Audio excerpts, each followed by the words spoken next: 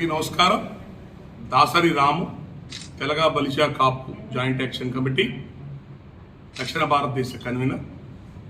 రేపు రాబోయే ఎలక్షన్స్ సందర్భంగా మన ఉమ్మడి ఈస్ట్ గోదావరి జిల్లాకు రావడం జరిగింది. కోనసీమ జిల్లా రాజోల్ నియోజకవర్గంలో మన జనసేన పార్టీ అభ్యర్థిగా వరప్రసాద్ గారు ఇక్కడ కంటెస్ట్ చేస్తున్నారు. వారి మద్దతుగా ఈ రోజున మేము బీసీ, ఎస్సీ, కాపు, మిగతా వర్గాల, పేద బడుగు బలహీన వర్గాలందరూ కూడా వారి మద్దతుకు ఒక ఆత్మీయ సమావేశంగా కలిశాము. అట్లాగే ఒక ప్రెస్ స్టేట్మెంట్ కూడా కార్యక్రమం ఏర్పాటు చేసుకున్నాం. ఈ నియోజకవర్గం, ఈ ప్రాంతాల్లో ఉన్న కాపు, బీసీ, ఎస్సీ, మైనారిటీ, ఎస్టీ, పేద వర్గాలందరూ కోరుతుంది ఒకటి: ఈ జనసేన పార్టీ పేద వర్గాల రాజ్యాధికార సాధన కోసం పెట్టింది. అధికారం కోసమో, డబ్బులు సంపాదించుకోవడానికి, కేసుల నుంచి బయటపడటం కోసం పార్టీలు పెట్టినాయి కాబట్టి డబ్బులు ఎక్కువై పెట్టిన పార్టీ కాదు. మనలాంటి పేద కులాలు, కాపులు, బీసీఎస్సీలు అందరూ 70 ఏళ్ళ అధికారం దూరంగా ఉన్న కులాలు. వీళ్ళు ఎవరు అధికారం అనుభవించలేదు, వేల కోట్ల వ్యాపారాలు చేసింది ఏం లేదు. మనలాంటి పేద వర్గాల నుంచి రాజకీయ పార్టీ పెట్టడం, రాష్ట్ర స్థాయి నడపడం చిన్న విషయం కాదు. దానికి అనేక వనరులు కావాలా. అయినా సరే ఎన్ని ఇబ్బందులున్నా, ఒడిదుడుకున్నా ఆయన పవన్ కళ్యాణ్ గారు జనసేన పార్టీ నడుపుతున్నారు. ఓడిపోయినా వెనకడుగు ఇక్కడ ముందుకెళ్తున్నారు. కౌలు రైతులకి 20-30 కోట్ల రూపాయలు సొంత డబ్బులు తీసి పెట్టారు. భారతదేశ చరిత్రలో ఇంట్లో డబ్బులు తీసి ఏ రాజకీయ నాయకుడు ఖర్చు పెట్టారు. ఇంట్లో డబ్బులు తీసి పార్టీ అన్న ఇస్తారు తప్ప ఇంట్లో డబ్బులు ఎవరు తీసేవారు. అట్లాంటి కొన్ని మంచి కార్యక్రమాలు సమాజానికి ఏదో చేద్దామని చెప్పని పవన్ కళ్యాణ్ గారు బలమైన ఆలోచనతో ముందుకు పోతున్నారు జనసేన పార్టీతో. ఆ పార్టీ తరఫున అభ్యర్థి ఈ రోజున ఇక్కడ మన రాజోల్లో నిలబడ్డారు. మీ రాజోలు ప్రజలకి మేమందరం కూడా పేద వర్గాల నుంచి రాజోలు ప్రజలందరికీ కూడా హృదయపూర్వకంగా శిరస్సు వంచి నమస్కారం పెడుతున్నాం. ఎందుకంటే గతంలో పవన్ కళ్యాణ్ గారు ఈ డబ్బులతో రాజకీయాలు చేయకూడదు, జీరో బడ్జెట్తో చేయాలా, డబ్బులు పంచడం ఇలాంటివి చేయకూడదు, డబ్బులు పంచి అధికారులు సంపాదించడం వల్ల రాష్ట్రం పాడైపోతుంది అని డబ్బులు ఖర్చు లేకుండా ఎలక్షన్ చేశారు. అలాంటి ఎలక్షన్లో రాష్ట్రంలో అన్ని చోట్ల ఓట్లు వచ్చినాయి కానీ ఎక్కడ సీట్లు రాలా. అలాంటి పరిస్థితుల్లో రాజోల్లో ఉన్న నియోజకవర్గ ప్రజలు జనసేన పార్టీని గెలిపించి ఆ పార్టీ యొక్క గౌరవాన్ని నిలబెట్టారు. అందుకు మీ అందరికీ గతంలో 2019లో జనసేన గెలిపించినందుకు కృతజ్ఞతలు.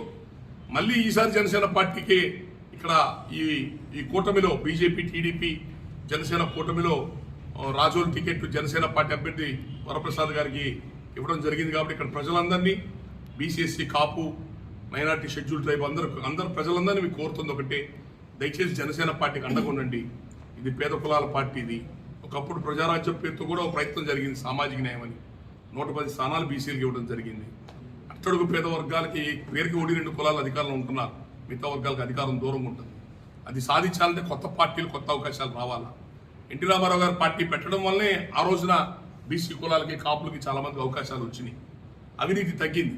మళ్ళీ అట్లాగే కొత్త పార్టీలు, కొత్త వ్యవస్థలు వస్తాయి, ఇంకొంత మార్పు వస్తుంది, సమాజంలో మార్పు వస్తుంది. కాబట్టి రేపు పొద్దున మీరందరూ జనసేన పార్టీకి అండగా ఉండమని చెప్పని కూటమికి, బీజేపీ ఎన్డీఏ కూటమికి ఇక్కడ ఎమ్మెల్యే, ఎంపీ అభ్యర్థులకి అండగా ఉండమని కోరుతున్నాం. మీరు ప్రలోభాలకు లొంగద్దు. మన దగ్గర నుంచి దోచుకున్న డబ్బే తీసుకొచ్చి మీకు పంచుతున్నారు, కోట్ల రూపాయలు పంచుతున్నారు. ఈ డబ్బులు మన ప్రజాస్వామ్యం తీసుకొచ్చి ఓటు హక్కు తెచ్చిన 5 ఏళ్ళకోసారి ఓట్లు అమ్ముకోవడానికి కాదు, నిజాయితీగా మంచి వ్యక్తులు గెలిపించుకొని మన అభివృద్ధిని పెంచుకోవడానికి. దయచేసి ప్రలోభాలకు లొంగద్దు. 1000-2000తో మీరు మేడలు కట్టరు, మీరేమి పెద్ద వ్యాపారాలు పెట్టరు. ఆ డబ్బుల కోసం కక్కుతుపడి దుర్మార్గుల్ని, తప్పుడు మనుషుల్ని ప్రోత్సహించబాకండి. డబ్బులకు అమ్ముడు పోకుండా ఉండండి. అందరూ కలిసి ఐకమత్యంగా పేద బడుగు కలిసి పనిచేసుకోండి. రేపు ఎలక్షన్ అందరూ పాల్గొనండి. సెలవులు వచ్చినాయి, రేపు సోమవారం సెలవు వచ్చింది ఎలక్షన్కి, శని ఆదివారాలు కలిసినాయి. ఏదైనా ఊళ్ళకి వెళ్దామా, తెలుసుకొని రమ్మన్నారు, తీర్థయాత్ర పోదాం, ఇట్లాంటి పనులు చేయొద్దు. ఓటు వేయని వాళ్ళు చచ్చిపోయినతో సమానం. ఓటు హక్కు వినియోగించుకొని మీరందరూ కూడా. రాష్ట్రం ఒక అరాచకమైన పరిపాలనలో, దౌర్జన్యమైన పరిపాలనకు గందరగోళం ఉంది. అప్పులమయమైపోయింది. 10 లక్షల కోట్ల అప్పుల్లో ఉన్నాం. బీజేపీ పార్టీ కలుపుకోవడం గల కారణం, పవన్ కళ్యాణ్ గారు బీజేపీ ఒత్తిడి చేసి అందరం కలుపుకోవడం కారణం ఏంటంటే కేంద్ర సహకారం లేకుండా ఒక్కరోజు కూడా ముందుకెళ్ళలేము, రాజధాని నిర్మాణం చేయలేము, ఏ ఫ్యాక్టరీలు రావు ఈ ప్రాంతాలు. కాబట్టి మళ్ళీ బీజేపీ పెద్దలు కూడా కలుపుకొని ఈరోజు ప్రయాణం చేస్తున్నాం. రాష్ట్రం చాలా అతలాకుతలం అయిపోయి ఎట్లా ఉందంటే, డిగ్రీ చదువుకున్న వాళ్ళకి ఉద్యోగాలు లేవు, పక్క రాష్ట్రాలకు వెళ్ళి ఉద్యోగాలు చేసే పరిస్థితి. ఒక్క అభివృద్ధి కానీ, ఒక ఫ్యాక్టరీ రావటం కానీ లేదు.